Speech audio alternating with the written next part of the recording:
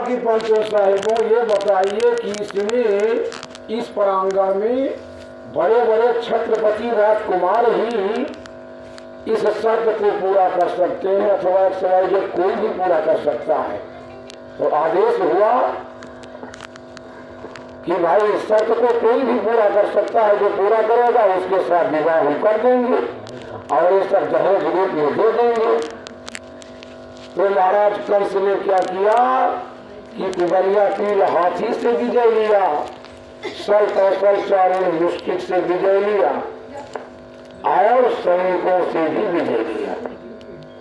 इस प्रकार दोनों कन्याएं अपनी ओर प्राप्ति आकर के और भगवान का स्मरण करते हुए गणेश जी और माँ गौरी जी का और जयमाल डाल दिया बंधु ने, जयमाल डाल देती है और समाज भीतर भीतर हो जाती है। लज्जित होते हुए सारे राजकुमार अपने अपने घर के लिए प्रस्थान करते हैं बंधु। अब ये वही कई दिनों तक थे, ससुराल में कई दिनों तक थे। आच्युतम केशवम राम नारायणम कृष्ण दामोदरम वासुदेवम हरिम श्रीधरम माधवम गोपिका वैधम जानकी नायकं रामचंद्रं भजेते, जानकी नायकं रामचंद्रं भजेते। देवादि शक्ति मैया की जय हो, हनुमंत लाल की जय हो, शंकर भगवान की जय हो। बंधुओं ये कथा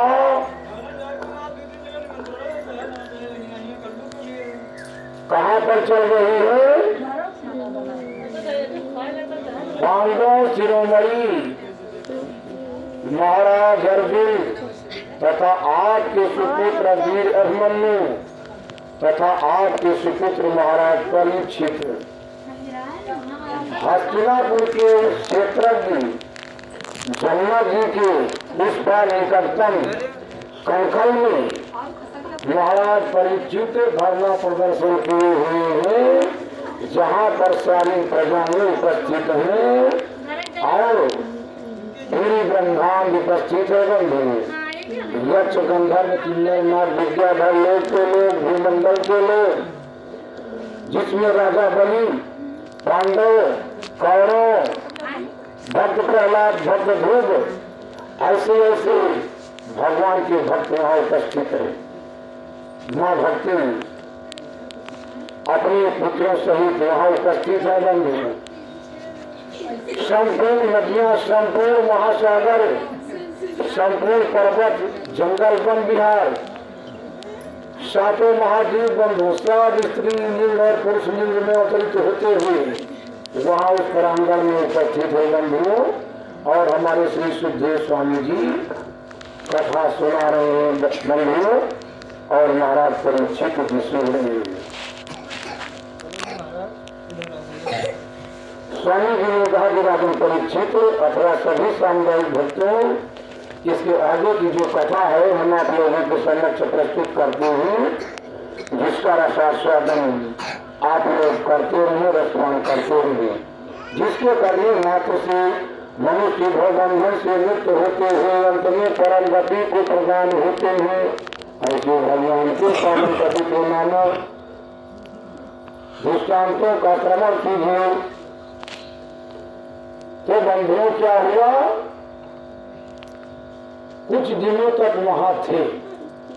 एक दिन महाराज जरासंध ने हंसी यानी मजाक किया, कहा कि भैया ये बताइए आपके पास घर द्वार है, माता पिता है या इनवैलेट हो आप?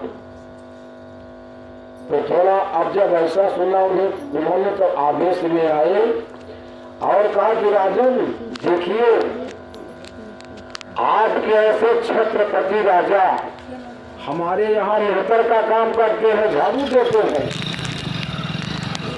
मैं मथुरापुरी राजा उग्रसेन का सुपुत्र हूँ, मेरा नाम कंस है।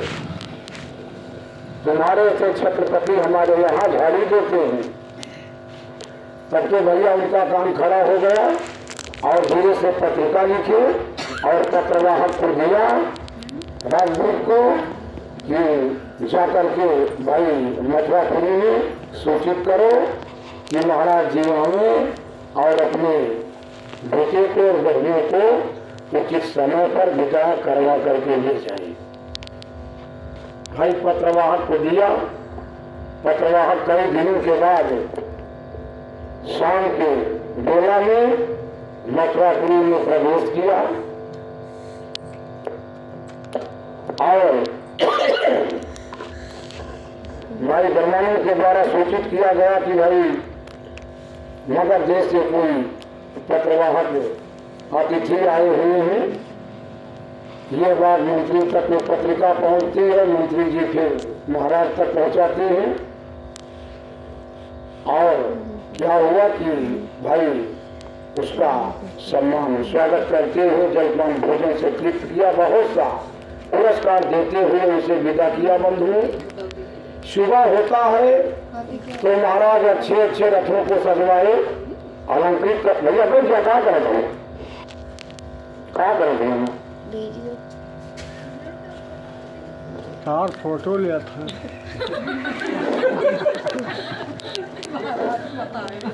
फोटो लग रहा है, कैमरा बना था, कैमरा। अच्छा, इस प्रकार बंधुओं सुबह जब हुआ तो अच्छे अच्छे रथों को सजवाए, ब्राह्मण संतों मंत्रियों प्रजाओं के साथ महाराज जी बिगुल बज गई, प्रस्थान कर दिए और कई दिनों के बाद बंधुओं मगध देश पहुंचे। शाम की बेला में सैनिकों को हल्ट किया और सूचना भिजवाया उन्होंने। उधर से राजचंद महाराज जी अपने मंत्रियों ब्राह्मणों संतों अपने से बड़ों के साथ आते हुए अगवानी दिया, गले से मिले, अंक से मिले और ले जाकर के यथोचित आसन प्रदान किया, जलपान भोजन से तृप्त करवाए। वो भी 2-4 दिन तक थे और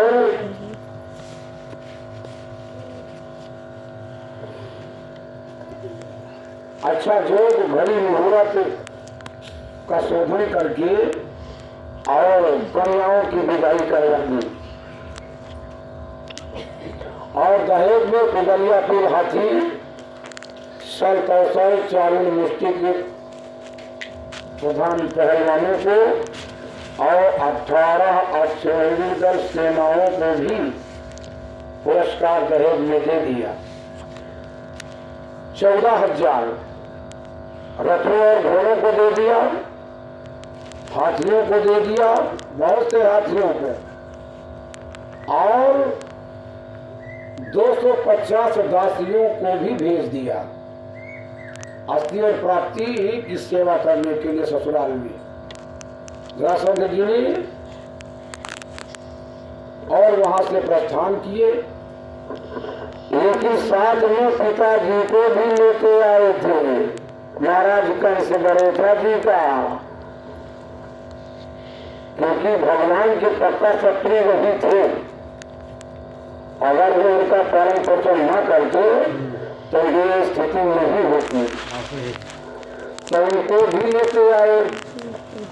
अब यहाँ आकर के शाम की बेला में पहुंचते हैं राज दरबार में, और जिस रीत रिवाज के द्वारा बहुओं की परिचय की जाती है ठीक उसी प्रकार किया गया। मंगल जीते हुए और सबों को खिलाए पिलाए सम्मान की और चैन की बंसी बज रही है। बंधुओं, धीरे धीरे समय बीतता गया। अब क्या हुआ कि सैनिक भी साथ में थे, पहलवान भी साथ में थे और साथी उनके बहुत थे, बहुत साथी। बराबर फोटो आवे तुम ज्योमासुर, प्रलंबासुर, अरिष्टासुर, जत्सासुर, सप्तासुर,